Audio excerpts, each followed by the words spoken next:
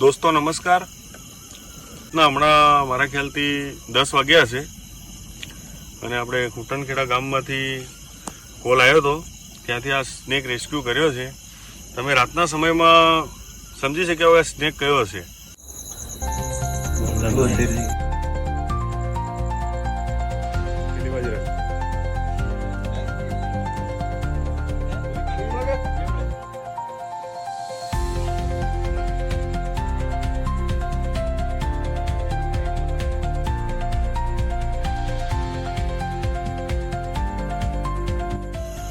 આ સ્નેકનું નામ છે, આપણે એને સાયલન્ટ કિલર કહીએ છીએ.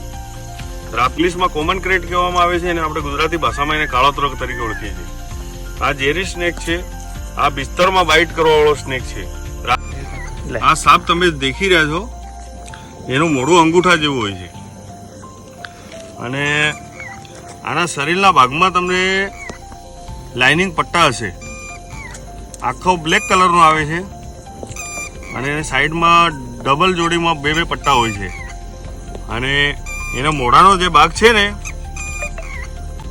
આને આપણે સાયલન્ટ કિલર કહેવાય છે. આ નાઇટમાં જ નીકળે છે, નાઇટમાં જ બાઇટ કરે છે.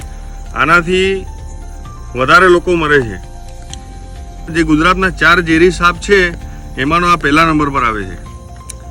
એટલે ખાસ તો ગામડાવાળાને મારે એમ કહેવું કે તમે મચ્છરદાણી લગાડીને સૂવો તો સારું, કેમ કે આ રાતે ઘરમાં ઘૂસી ગયો તો એ બિસ્તરમાં આવવાનો ફાઇનલ. આના જે દાંત હોય છે ને, એકદમ મચ્છર જેવા દાંત હોય છે આના. એ બાઇટ કરે ને તો આપણને ખબર પડતી નથી. એને આપણે ખુલ્લામાં રિલીઝ કરી દઈએ, પર્યાવરણમાં એને રિલીઝ કરી દઈએ.